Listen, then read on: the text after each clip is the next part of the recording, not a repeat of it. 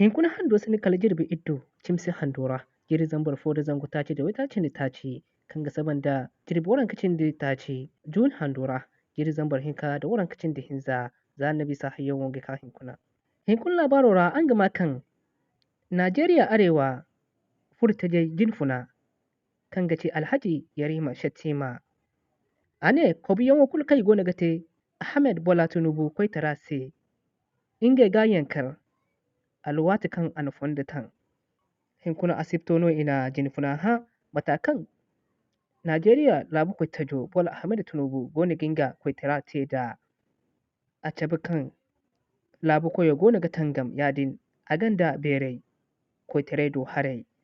Sandai matakan Vanguard na labaro no da ane labu koyo gona ga tangam labu mu koi jine ase inge go abanda amma ama ministar zene kulu gorandi gani ha matakan ininge wana goyete da Muhammadu Buhari koi tara wate ane zama ministar edin ibayan kulu maninge goyete kaddai labo noro ka ilan bandi.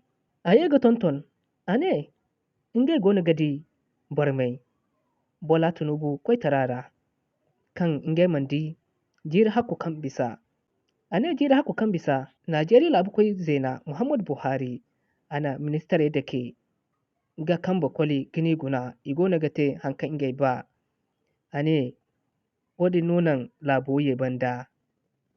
Ane amma so inge gona gadi jini koyan zama Bola Ahmed Tinubu a gona gace bilabi zai sai kan goyno inga ka sandai matakan ana Najeriya sundurku kalibero jinfuna zumandi kan gaci Emefiele yadin da EFCC jinfuna Abdulrashid Bawa. Ane yawo deno inga gaba talitere kulu imini di galabi zai alhakai ta iga. Ai deno an labarin nuka mun kaila tonka sare.